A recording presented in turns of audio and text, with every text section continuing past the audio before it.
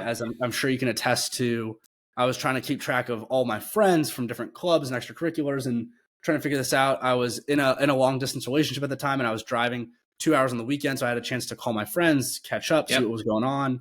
And I was like, there's got to be a better way to keep track of everybody and what's going on. So I started thinking about this idea of PRMs, personal relationship managers. And I did just a ton of research trying to figure out what's out there. What can I use? And I downloaded and tested so many tools in the App Store.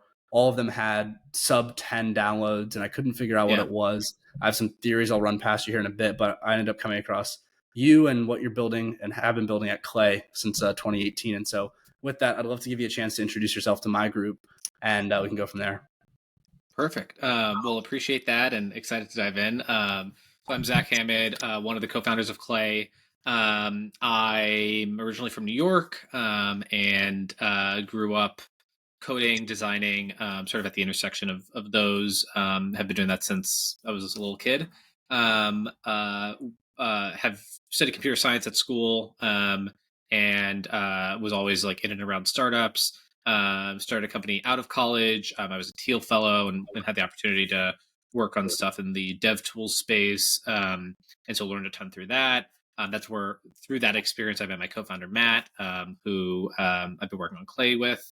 And then went to Goldman Sachs for 4 years to work on what I thought was a really interesting problem, basically building almost like a SaaS version of a Bloomberg terminal. So thinking about like research and analytics and execution and how you can bring that to customers and make money off of software for the first time, which was really exciting.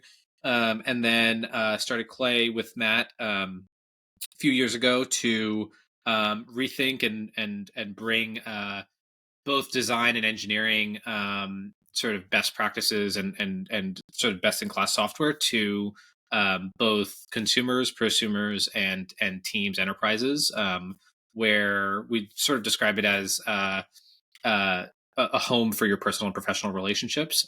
Thinking about how we can unlock the power of your network and the power of your relationships, and do that for people just out of college, even in high school, all the way through to folks, executives, Fortune 500 companies that are trying to get insight from and build relationships with people naturally and more authentically. So, that's the quick rundown on Clay. I remember I first came across your all's tool, and it was actually Memorial Day of 2020 is when it was, because I was going through certified Scrum product owner training, and it was over the long weekend, but I had to get it done for work. And I was just doing some research on the side when I should have been paying attention to the presentation, but I was doing some research and found Clay, and I saw the article you guys published about was it the Rockefeller Rolodex? Is that right? Yeah. David Rockefeller. I'd love to give you a chance to tee that up, because I found that so fascinating. Really kind of sparked my interest in your all platform. Yeah, I love that. So that was what we started Clay with. I'll start at the sort of founding story, and then I'll go into the Rockefeller story. So we started Clay. We knew that there were other apps or other things that sort of existed, but we were really interested in what are people doing today for this? And so we talked to folks like you. We talked to a guy running for Congress down in South Carolina. We talked to a veterinarian. We talked to this like really wide swath of people. And what we're trying to figure out is like, hey, how do you think about your relationships, your network? Like, what are you trying to do? And for some folks, it's making calls. Like they're like fully call heavy. They want to catch up on the phone. They're not doing that with a ton of people, maybe, or they have a call list or something. But there's that sort of style. There's people that just want to like text people and say hi, and it's just like personal friends or people on their birthday.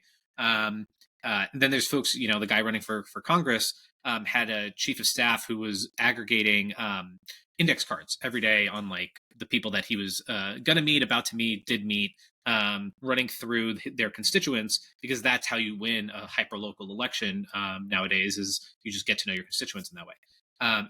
And so we learned a ton and heard a bunch of things, and there was just sort of universally this anxiety around forgetting somebody that you knew really well, and you drop the ball, and that sort of like feeling of dread that you have with like not following up. And then you have this like amazing feeling of like meeting somebody new on a brand new relationship, somebody that you want to keep in touch with over time. And so that's what we sort of captured in that story, which was our first website, was that story of David Rockefeller. So David Rockefeller was one of the Rockefeller brothers. John Rockefeller is the one that's known, but David Rockefeller was his brother and was super shy. Was like very sort of business driven, but did not have the same sort of charm and charisma as his brother. And so he built out this. By the time he passed away, it was 100,000 index cards on hundreds of thousands of people, and basically to just capture the things that he had talked about in a conversation. So, this is the person's background. Here's what we talked about, maybe like a spouse's name or a kid's name or something like that. In some cases, if he had a dinner party, he would write down like what they had at the dinner party so he didn't like serve them again, or if they're like they didn't like something. And it, different people think about that differently. What we found is actually a lot of people have, they do that. Either they have a great memory and they do that themselves, or they write it down somewhere and then they forget about it. But a lot of people really do like show care through that sort of attention to detail. And it's not, to be hyper transactional. It's because, and people feel this on the other side, and people would say this about David Rockefeller. When you met him again, it was like no time had passed. Like you had just like picked up where you left off, and you were able to talk about, the family, or talk about like what you had been, working on. And it just makes the relationship both more natural, but also allows you to just like build more of a deep relationship over time. And so, we told that story and found it really interesting, because, David Rockefeller in his biography sort of credits it to a lot of his success. He says like he wouldn't, I think he was, if I recall correctly, CEO of Chase Manhattan, and like just he grew in his business career, and in politics, with that sort of index card system. And you'll see on our website, I think it's clay.earth/story. We sort of show some of those index cards, and they're just beautiful. Actually, they show like the relationship building over time, and he'll cross stuff out when people move, and like it's just this like really cool encapsulation uh, of a relationship over time. And so that's what we wanted to capture with the first version of Clay: is how do we uh, replicate the magic of a system like that, with software, which can feel very cold and transactional, and do it in a way that allows you to build relationships with people over time, do it in a warm and sort of authentic way, and do it in a way that doesn't require a ton of like sort of manual entry and a team of, EAs and executive assistants helping you out. No, that was Clay V 0.1, 0.0.1. And then from there, we had a conversation in 2020 or so around what you guys were building. I remember it was right around the time when you were going through approvals with Apple and just all Yeah. the pros and cons that come with working with an institution like that. Now, Yeah. let's rewind a second. Growing up, were you on the, David Rockefeller introverted side? Were you just trying to keep track of it all personally? Or were you a, hyper extrovert, the, life of the party type person? Where did you sit on that, bell curve that initially Yeah. kind of piqued your interest in Clay in the first place? That's really interesting. I think if I've tried to get to the bottom, I think if I take the Myers-Briggs test, on a different day, I get a different result every time. I think I'm probably an introverted extrovert. So I definitely love spending time with people. I don't know that I love spending time with people, but I don't get like tons of energy from it. If I put it that way. But I was always sort of, I love sort of meeting new people. I've had the benefit of like when I was in middle school, high school, college, to have mentors and people that opened doors for me, and were able to sort of help out as I grew my career. And I think that uh, back in high school, part of that was actually almost the first version of Clay that I had built for myself. And my co-founder Matt has a similar sort of story. We were just hacking this together ourselves. So I was doing this in Evernote. I would have like sort of a note for each person and just write stuff down there. Way back, I used High Rise from 37 Signals. I don't know if you remember that. It was like their first like CRM product. And literally it was just like, I just want to remember like notes from our conversations with people, and just also be able to like search for the right person. If I'm going to like a new city, like how do I like find the people that I know there? And so that's sort of where I started, was like stuff like that, and then sort of grew it from there. So you obviously recognized, a gap in the market. You're using Evernote or the 37 Signals product before that. You go to undergrad, you start at Goldman, good pedigree all the way through. Did you continue that Evernote tactic during that, or were you kind of evolving, or did you fall off of practice there, or what was that journey like for you in terms of the relationship between your personal relationship manager and your day to day? Yeah, no, it's a great question. So, there are like so many phases of it. There was one phase I remember joining LinkedIn in college, and I was like all in on LinkedIn. I thought like LinkedIn was going to do this for me. I'm going to connect with anybody that I know, and I'm gonna. I think at that point they had like a notes field, and so you could like put some stuff in the notes field, and then Mhm. like remember how you know the person. So I was like, LinkedIn is great, whatever. Then like basically like 150 connections in, I was like, wow, this is great, but also I want to get to like 500 plus connections because I want people to see that I have 500 plus connections. And so I started just like adding people. And I think people like also people would, send you a request. And so I would accept it. And I remember sort of 1 or 2 years later, I think this was probably junior year, and I got an email from somebody that I knew well and was like, "Oh, I saw. Oops, sorry.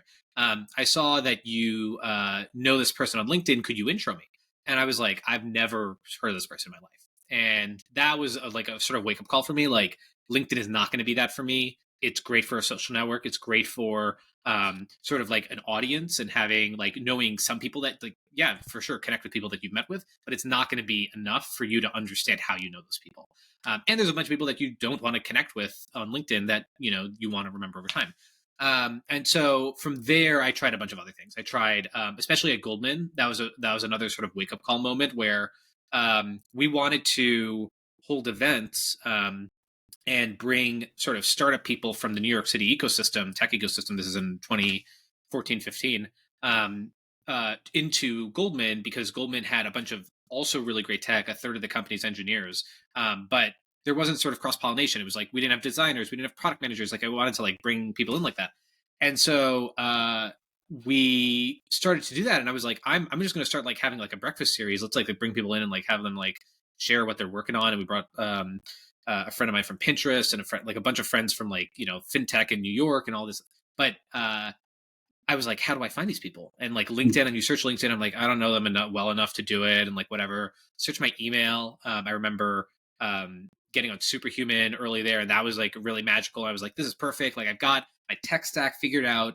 Outside of work, I can like stay on top of my personal stuff and stay connected with my startup friends while I'm also sort of doing this like entrepreneurship thing at Goldman. But like they're entirely separate. The Goldman stuff is locked up in Exchange and Outlook and all that stuff. And then I couldn't find like I at some point I did the first like 2 or 3 startup events and I was like I definitely know more people. I can't find them. Like I don't know where do they go? Like so then I go through my Google contacts and I at some point I exported basically all of my LinkedIn and I imported it into it was my side project while I was at Goldman was like okay let me just start like could I have like a local thing that's like running on my computer that at least would make it easier for me to like have all this in one place? And that was a sort of origin or like at least me getting to start to think about it because it was most acute there. It's like and we found I think since that there are these moments of like you're going through a new job, you just started a new job, you're leaving your job. Like there are these like we have people that come to us like they're planning for a wedding, they're having a party, they're leaving college. Like there are these like life moments that trigger you to start thinking about people and trying to figure out like, oh man, like I do need to start being more thoughtful with the people I know. And that's when people often will come to us and say like, hey, help me out. Interesting. And then that kind of starts brewing in your head during your 4 years at Goldman. I remember, in my early research in I call it the PRM space. Yeah. What do you guys like? What's the umbrella blanket for the, subsector you sit on? What would you call it? We don't put a label on it. We Yeah. let people sort of attach their own category. For some folks, we're in CRM. For some folks, we're in contacts. For some stuff, for some folks, we're in social networking. So it sort of depends on what lens you're looking through it. Yeah. But we get PRM all the time. But I have a bunch of thoughts on PRM and personal knowledge management as well, PKM. But I think we take the label, whatever labels you want to put on us, but we're trying to sort of depending on what you're coming from, you're going to view it through that lens. For the label agnostic Clay, that was, in early days while you're at Goldman in your head. I remember doing my research I kept coming across Dunbar's number and thinking, hey, Mhm. is that the reason why none of these tools have succeeded in the past? Yeah. Do humans just have a propensity, given, how connected we've become over the last 20, 40 years or so? Is that why these tools haven't had as much traction? And then I feel like you guys really have been breaking a ton of ground in terms of actually gaining momentum. But starting that, at what point when you were at Goldman were you saying, hey, I'm going to go and pursue this venture full time? Didn't actually think about it. I didn't leave Goldman. I left basically 4 years in. I felt just the pull to start something again. I didn't know what it would be at that point, and I didn't know with who. I had been talking with Matt, and he was thinking of leaving. But our team, I mean, at Goldman, we were now like 200, 300 people. I just like it was a bigger team than when I joined. It was like 2, 3 people. So very different team, very different product. And just wanted to be something a little bit more agile and sort of hackery. But took a little bit of time to do that research and just hacked on a bunch of things with Matt.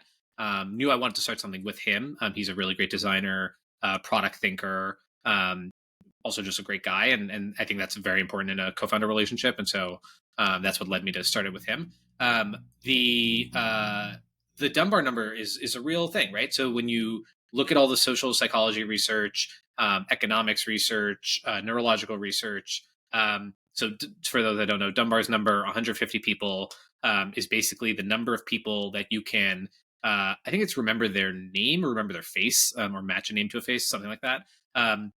There are sort of first of all, there's some research that shows that it's maybe grown or changed, since. That's number one. Number two is uh, it does. There are different numbers for different levels of fidelity, right? So there is the five closest people to you are the people that you actually like basically morph into over time. They've shown that, right? So like your vocabulary and your all of that starts changing when with the five people that you spend the most time with, all the way to the 150. And then there's a sort of like an outer ring that's even larger than 150, 500 people or so. That's like more expensive. But what's interesting is that even though that's happening, there's a lot of other research that shows that like so 85, I think it's like 85% of professionals get their next job from somebody that they know, and Hmm. it's often weak ties. It's not that 150. 150 is family and friends and coworkers, but your next job will very likely come from somebody that you know, and often in that sort of extended network. LinkedIn, I think, had some research that was basically the folks that you have like 10 mutual connections with, that's like the sweet spot. If you have too many, it's too much overlap, and you're likely in the same circles, or they're at your job or whatever. And if you have too few, there's no like sort of mutual bond to like allow you to chat with them. So 10 mutual connections is that sort of sweet spot. um, I think half of LinkedIn users have more than 500 connections. So even on this like mass scale, like people have blown past the sort of 150. And then if you look at sort of on the arc of a career, 20 years, 30-year professional career, people, I think it's somewhere in the order of 3,500 or 4,000 people that you meet over the course of your career. So Hmm. even if the 150 is the like personal and professional in your life evolutionary sort of boundary, but we are blowing past that with digital relationships, and a lot of those are happening on messaging apps and social networking and whatever. So you're meeting more people than ever, you're interacting with them more than ever, and they're more important than ever. And yet that 150 is in some cases a sort of hard limit, and in other cases is something that we feel at Clay that we can 10x that number by helping you remember people over time, and not limiting you to the sort of 150 that you've met over the past like 3 months, which is basically the recency bias that you have, of people that you've seen recently. Absolutely. And it'll be interesting to see in, 5, 10, 50 years what the research looks like as it relates to Dunbar's Right. number and our ability to remember people. But maybe diving back into your relationship, you and Matt have this idea around V01 of Clay, starting with the index card website or index card story website. What was, initial inception of the business like? At what point did the two of you sit down and say, hey, we're going to taking that bat to your point, you wanted to get back to a more agile organization and really kind of get back to bootstrapping. But what was that journey like for you from, initial idea to leaving to actually day one of development? Yeah, so we had hacked on a bunch of stuff, bunch of different ideas. We were like, we made the list, we went through them, we were trying to figure out what we wanted to work on. This is one idea we kept coming back to, and so we said, let's actually like dive deep on it. We did those user interviews, and then we basically built. We had a first version of the app that was very simple. It was like log in, connect your calendar account. We will bring in all of those people. We will basically build out profiles for each of them. So instead of just getting like an email address, you get a full name and where that person lives from LinkedIn and like all that stuff. And we let you search that full list of people. So very basic. You could also take notes and search your notes. We screen recorded that. And then basically late one night we were like, you know what, let's just put the website up and see what people want. So we put it up. I think we put it up at like midnight because we wanted to get it on Product Hunt. And Product Hunt at the time didn't allow wait lists. So we posted it. We were super excited. And 30 minutes later, they like email us. They're like, listen, sorry, but we don't allow waitlist products. When you're ready to launch, like, go ahead and launch. And we were like, man, like we were really excited to do it. And so the next morning we woke up early and we were like, you know what? We're tweeting it. Like it was share it on Twitter, share it on LinkedIn. Let's do it. And I remember like it was getting some signups and likes and like retweets and stuff. And then it like really like started like picking up. And like a few hours later, we had probably 1,000 signups or something of like on the wait list. And we were like, okay, like, and it was interesting to see that like the first tranche was like people that I knew. And I was like, oh, that's like awesome. Like I've launched like side projects before and like it's been like friends and people like who support me. But then it's like you start seeing people that like you don't know. And then they're commenting and it's like I don't remember the exact like number, but it like really went like semi-viral on like tech Twitter that day. And that was like, okay, like we've got something. We've like captivated people both with the, I think the story was one part of it, but we had that video recording of the app and we had people emailing us and was like, this is it. Like this is exactly what I've wanted. I've either built a version for myself or I would love to, like here are like the 3 things that would make it like perfect, but like I love this direction and this is exactly what I want. And we were like, okay, this is like good in the field, research. And now we actually have to, bring people and like send them in the test flight and like get it working.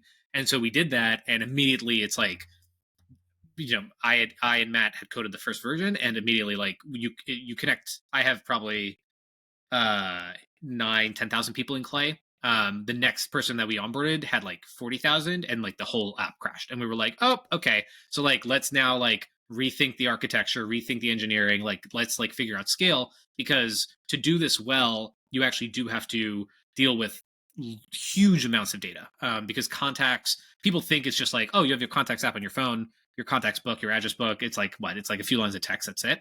It's a really interesting and hard technical problem, especially when you want to do things on behalf of the user, right? When I want to make your life easier, people will come to us all the time. They'll be like, my contacts are so messy. And we'll be like, cool. They're like, we'd love to like help you clean that up. But to do that well, for me to differentiate between the person that you met at a conference once and put them in your address book and the person and your like family member and then your best friend, and to be able to tell that from your address book is an incredibly hard problem. And so that's a lot of what goes on behind the scenes is for us, with basically data infrastructure and some data science, some AI, some ML, to figure out like what is the nature and the context of your relationship so that you don't have to tell us that. As much as possible, we want to not have you do a bunch of tagging and bucketing and da. We want to just like do that for you. We know who these people are. And to do that requires a lot of work. So that's the sort of probably the technical side, of the first like 2 years at Clay was probably that, and getting that up to speed so that we can onboard more and more people over time, and especially ones with bigger networks. And overlaying that with timeline, was that initial 18 to 20, or what time period was that for you? That was probably the first 12 months was continuing to build, raising our first like pre-seed round to then be able to hire like 1 or 2 engineers to then who had built sort of production software and could help us build and think that out. Now, you had built businesses in the past. You had your experience at Goldman, obviously a large financial institution on the tech side, but still exposure to that realm. What was that like going out for, raising pre-seed in a climate with, zero interest rate environment and just all the kind of buzz and noise around the VC space where it was probably harder to get in the ears of VCs than it might be today with a quality business. Yeah. It's been really interesting to see the different phases. I think we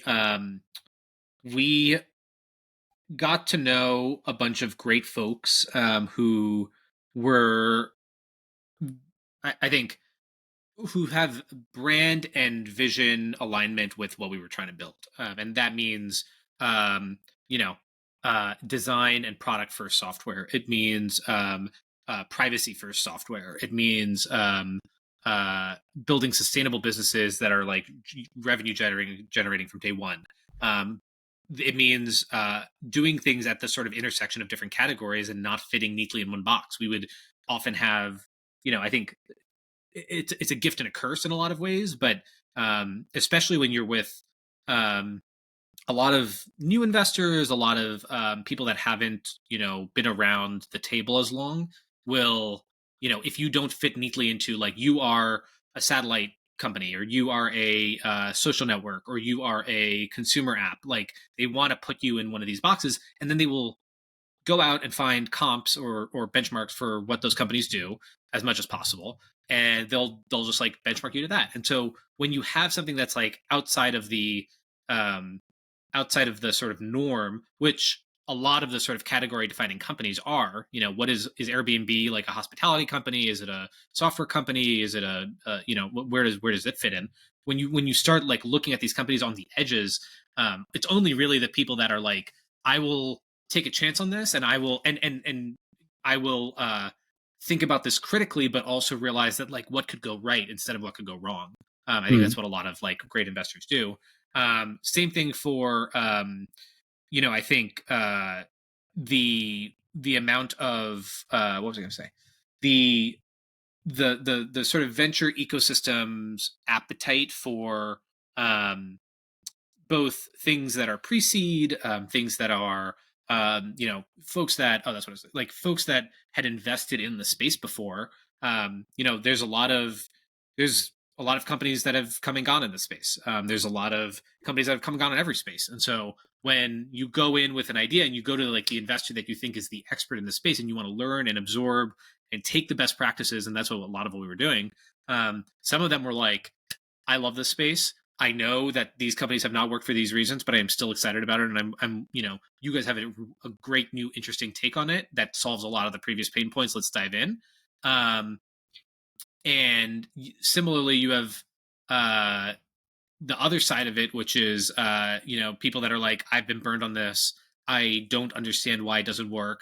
I've moved on, and that's totally fine too. But it's been interesting to see you, because you see that as sort of like a micro level. You see that at like individual investors change their theses or change what they're looking for, and their threshold for risk and their fundraising as well. And so then they, new fund, maybe they're willing to take more risk, like, maybe they don't have as much capital, they're not as willing to take as much risk. You have that, and then you have the sort of like zeitgeist of tech, which we got started like shortly before COVID. We were in like the sort of tangentially in the future of workspace, right? Like, we have like great SaaS software. We are at like the intersection of relationships and networking, and sort of like business software and whatever. And so like we sort of fit into that. But as people in the future of workspace who had started as sort of like a partially remote company, we were using all this software, and we were like, it's not there yet. Like, and all these investors are going around saying like, remote work is the future, like, start a remote company, you don't have to be anywhere, like, whatever. And then COVID happens and everybody's remote, and all of a sudden the tune changes, and people are like, oh wait, this is actually really difficult. And we're like, yeah, like, it is very difficult to start a remote company. Not, impossible, and you can do it, but you have to really rethink from the ground up how you do processes and how you hire and how you do all those things. And so for every space like that, long-winded way of saying, for every space like that, I think you see investors sort of change their thinking in real time, which is impressive. But also, as somebody who is, if you're fundraising in that environment, or you're trying to build a company in that environment, you have to think entirely independently, because Hmm. those things can change, and you have to sort of have a solid foundation of thinking and of theses yourself, so that you're not at the whims of sort of the zeitgeist or what's hot on Twitter today. I'll try to avoid any sort of puns around the word clay here, but as a operator going out and building a business and trying to raise capital for a business in the early days so you could go and hire developers, it's probably pretty hard and just difficult to not veer off course and try to, follow the shiny object that the investor might be looking for or what have you, just to go and kind of get that next anchor investor or whatnot. But the pandemic comes around, it probably had a lot of impacts to your business, just from a current product perspective, but also to a roadmap perspective, to your point around the future of work. What was that like for you guys being in the space before, I guess, the lockdown started, and before, a lot of folks started thinking about their relationships that they had virtually and the broader kind of networks, and really since then, what the kind of takeoff of social media really has had over the last 5 years? What was that like for you as an operator at that time? Yeah, it's wild to look back on. I think we once the sort of dust had settled and we were able to sort of get the team together and make sure everybody was okay, and you have sort of a lot of like culture and company building that you have to do in a moment like that. Um, Separately, I think we really we saw some very immediate shifts in how people thought about relationships, the software they were buying, uh, attention and what they were spending time on. So, like I said, we started Clay. We were iOS first. We had an iPhone app. That was it. COVID hits, you know, usage was fine, but we were like, oh my God, people are like really on their computer much more. And so we very quickly prioritized a web and desktop app, got that out as quickly as possible, probably within a few weeks. And that was all of a sudden like the next sort of vector and user acquisition channel for us. And you just sort of saw that, you immediately saw that behavior shift. I think now probably 60% of our usage is on desktop and web versus like 40% on mobile. And mobile is like incredibly important. But, years before, you would have never heard that. You never, like desktop software, wasn't the hot thing, and everybody's on the go, and is like, you have to be mobile first, whatever. So you have to be multi-platform. You have to integrate, for example, with the tools that people are using. And initially, maybe early in COVID, that would be, Notion was just like starting to get big. That was a big one. Email and calendar obviously more busy, but then you start seeing like the Zooms of the world, and then you see that shift over to potentially like more like sort of team and workplace collaboration software, like where your team is in video chat. So we saw all of, you see that ebb and flow as like COVID is happening. And I think that being able to respond to that both from a like prioritization perspective, like how do you like assess what is going to be like the big shift roadmap wise and what is just a flash in the pan. You had the rise and fall and rebirth and million ebbs and flows of crypto. And so you have that as a enabling technology that allows you to do a bunch of things, but also introduces other things. You have AI now, and the ability to experiment and rapidly iterate and prototype there. So, we always look at both these technologies and like other software providers. We're in the ecosystem, and where our goal is, whatever these things are, they are tools for us to bring to our members and be able to say, we are going to make your relationships more real, more authentic, more deep, to be able to like bring an entirely new integration to you or make your job easier, or for particular verticals, if introduction emails are important to you, we're going to think through that. Or if event planning is important to you, we're going to think through that. But like all of these things we view all of those things as ways to prototype and think through problems and build solutions for our customers, all under the sort of unifying banner of making people more thoughtful and increasing sort of serendipity and conscientiousness. And there's a lot of ways you can do that in a lot of industries and a lot of places. And so, with that was sort of our guiding light. And then we were able to assess all of these different things that were happening under our feet, because you have that sort of like solid foundation of like, that's the North Star. I want to bookmark the point on AI here because I want to hear your perspectives on that here in a moment. But I really like that point about increasing serendipity, and it's almost paradoxical thinking about spending more time on your computer or on your web-based version of Clay in order to be more present and be more thoughtful, be more intentional. I'd love to hear maybe overlaying what you're building at Clay with you personally. You're in your 20s, living in New York City, pre-pandemic, post-pandemic, during it. how are you going about practicing mindfulness, practicing thoughtfulness, and staying intentional while building a platform that requires you to be on your computer coding and being, in a software Yeah. stack all day long? Like this, like I said, it's very paradoxical in a lot of ways, both from a user's perspective, but also probably for you in building this platform. Yeah. No, that's a great question. I think the the first part is I think Matt and I joke about this all the time. The irony is a lot of our by building Clay, I think we also don't get to use the tool.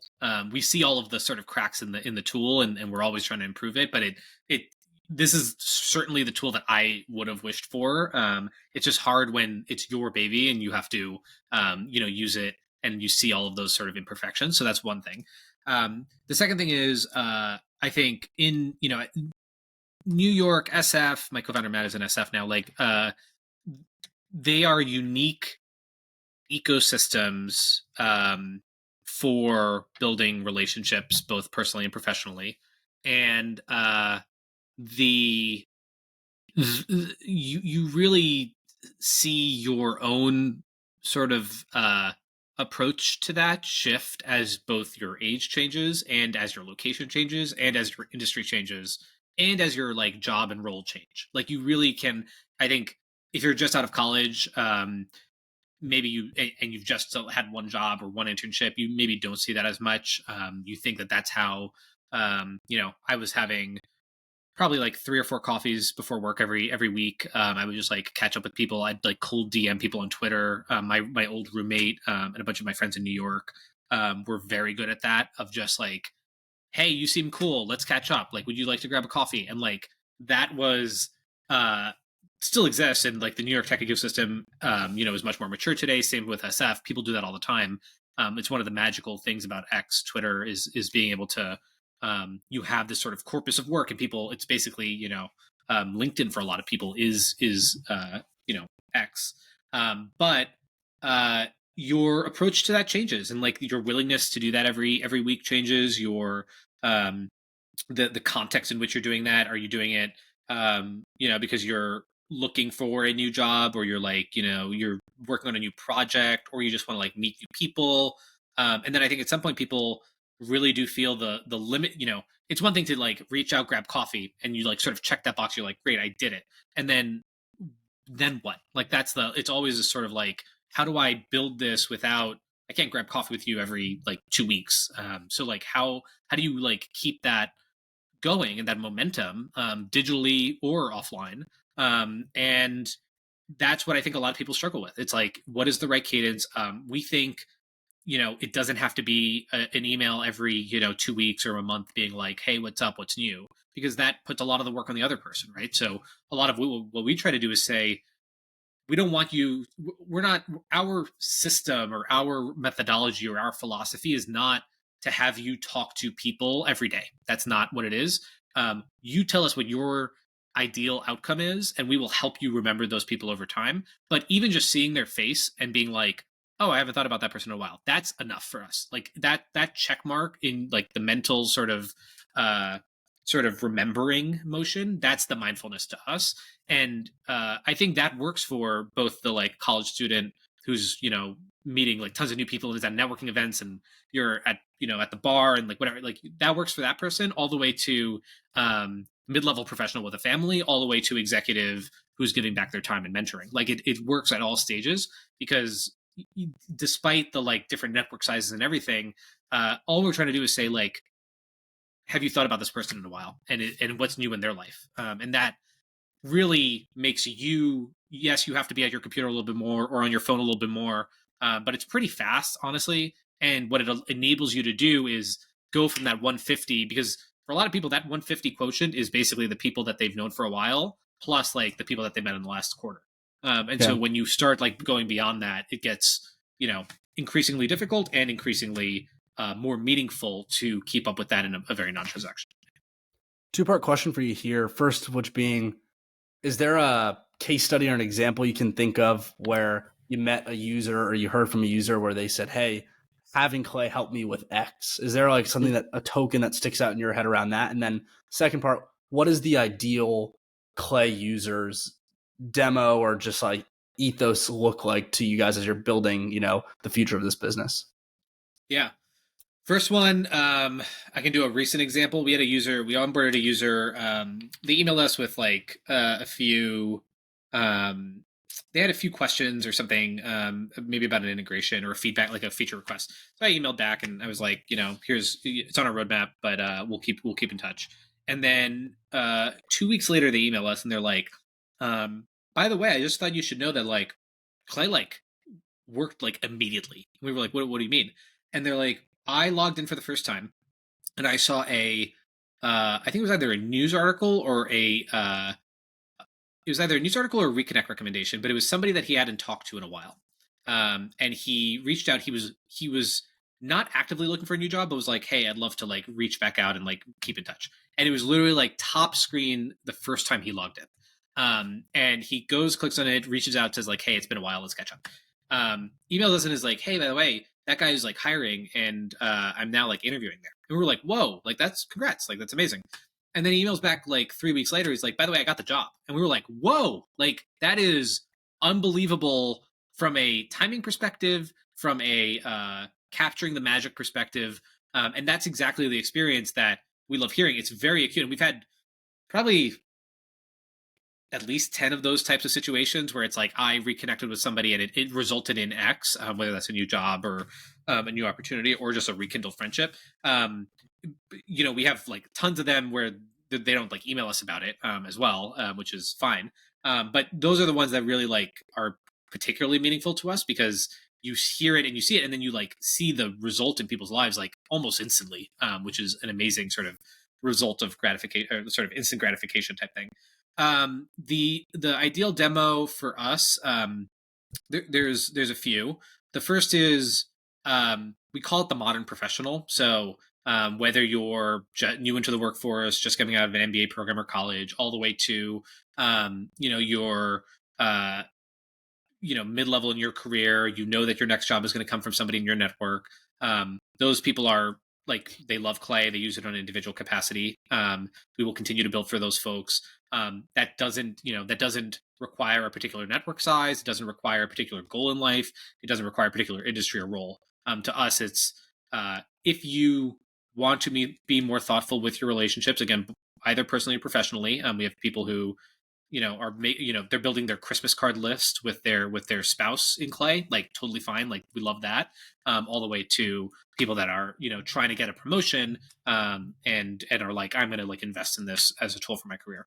The second one is we recently rolled out Clay for Teams and Enterprise, and that is a similar demographic. A lot of our users are coming from that first group and then signing up for Teams. But that to us is a very interesting sort of demographic because it is teams of people who either have a CRM or are supplementing their existing CRM or replacing their CRM with us, who are looking for shared context into their team's relationships. And so that can be a sales team who is just like doing business on iMessage and LinkedIn, all the way to biz dev partnerships, manufacturing teams, vendor management. Like there's a wide range of people who want something like that. Executive teams, Fortune 500 CEOs, anybody who they are trying to make sense of the many business cards that they have and remember people over time as a team. And so we do both of those now. Again, people are often coming from one, like moving between them or moving, you leave that team, but you're bringing your contacts with you and then you continue with Clay personally. But that's the two sort of target demographics for us right now.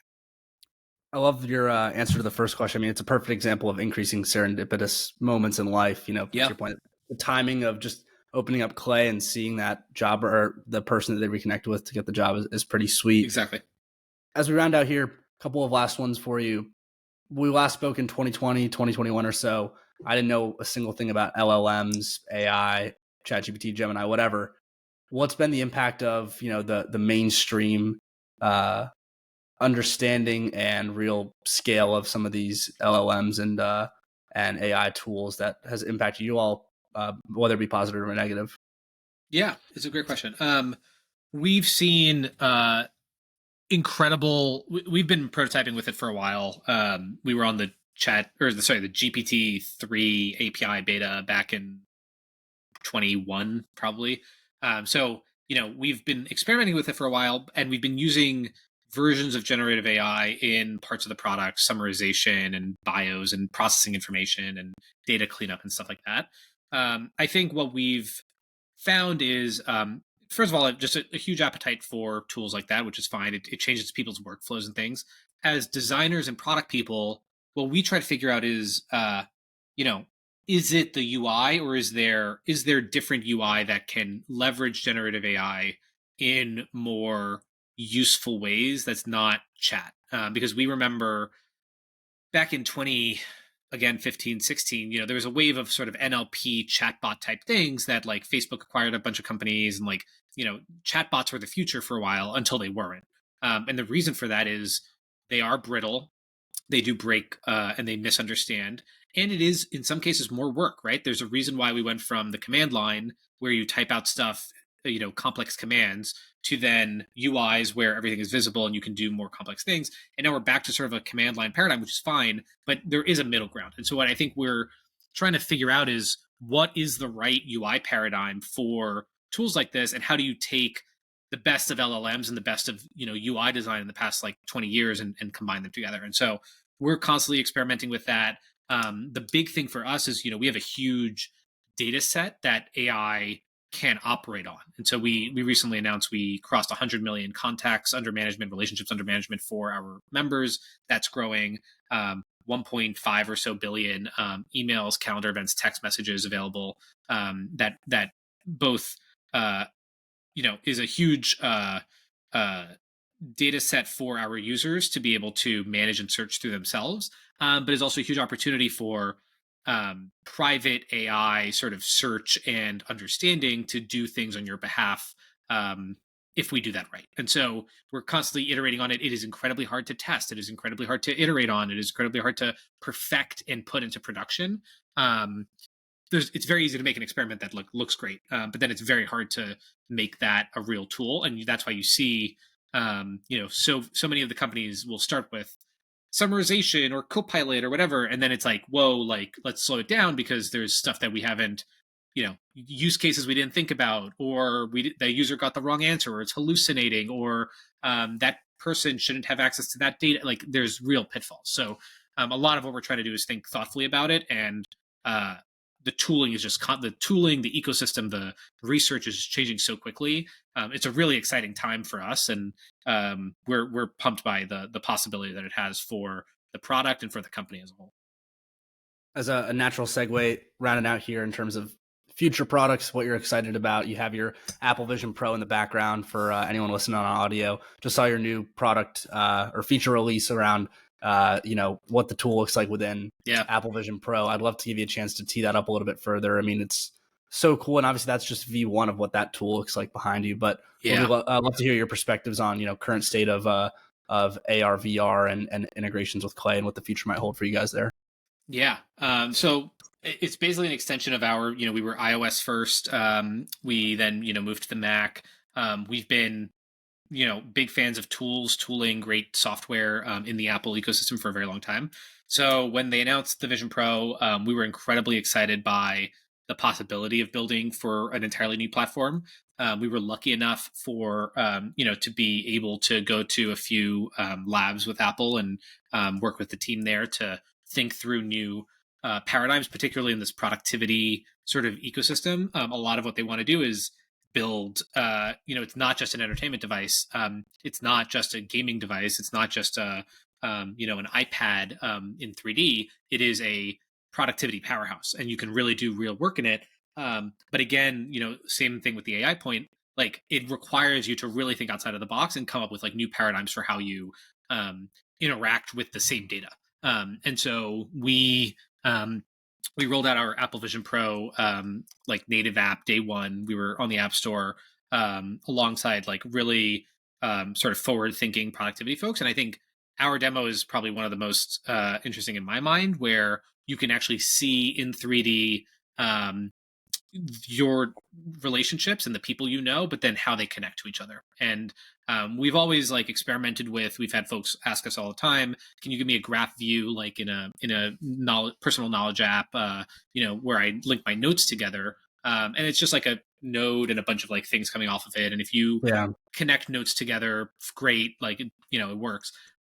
When you do that with people and you show relationships between people, and you can use shapes and spatial depth and uh real faces, and you have like so many more uh sort of factors that you can play with to make the visualization meaningful. It's not just a 2D sort of map on your screen. You can like move and go towards people. And the people that you're closest to are literally closest to you. And you can look around in 3D space and they're surrounding you.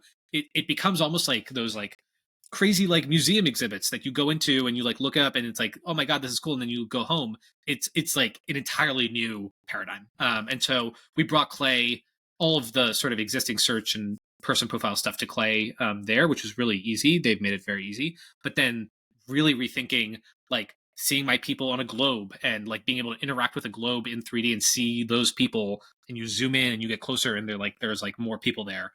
Same with like the sort of, we call it the holodecks, to be able to like see people in your room. It's really cool. And so we're seeing how it develops.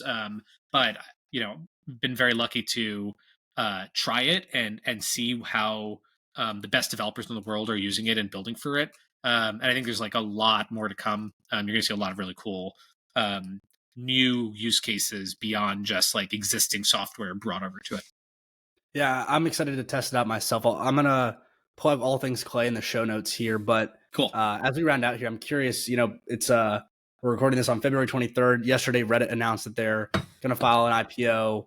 You mentioned your large data set that you guys are building, and the future impacts that could have with an LLM within Clay, and there's so many opportunities for you guys down the road.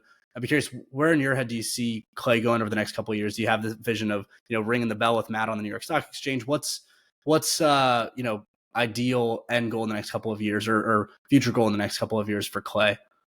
Yeah, that is the goal. We are growing this thing, and we want to bring Clay. It's not a tool for everybody in the world, but it is a tool for, we think, every professional, every sort of modern professional who's doing a job and interacting with people, and needs to do that as part of their job.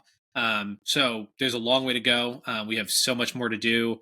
Like I said, even in the last 3 years, the ecosystem, the tools, the stack has changed so drastically. And the AI opportunity is just so huge that the ways people interact with software are going to change more in the next probably 10 years than they will than they have in the past 20. So we're really excited by it, and there's so much more to do.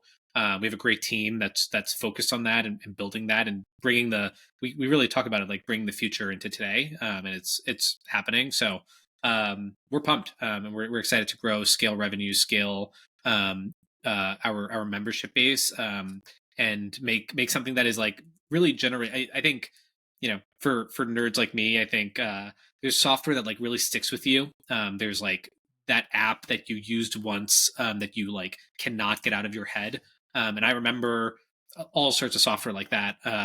Sunrise Calendar. I don't know if you remember that. That was like a beautifully designed piece of software that I used and loved using every day. And I was really sad when it shut down. And it was really like, I still think about like every detail in that product every day. And we have folks now who tell us that, like, they're like, Clay has those details, has that effect on my day. It is changing my career. And that is like a really special feeling. And we just want to grow that exponentially to everybody who needs it. So awesome, man. Where's the best place for people to learn more about Clay, get in touch with you, and yeah, just appreciate you hopping on today. Yeah. Give us check us out at clay.earth. So CLAY.earth. That's our domain. You can follow us on Twitter at ClayHQ. Same on LinkedIn, ClayHQ. And then I'm ZMH on Twitter. My co-founder is Matt Achariam, Achariam, on Twitter. So DM us, say hi, tweet at us, post on LinkedIn at us. We are here, and download Clay, give it a try. We'd love to get your thoughts. Awesome. Zach, appreciate the time, Cool. and good to connect with you as always. Thanks so much. Cool. Sweet, man.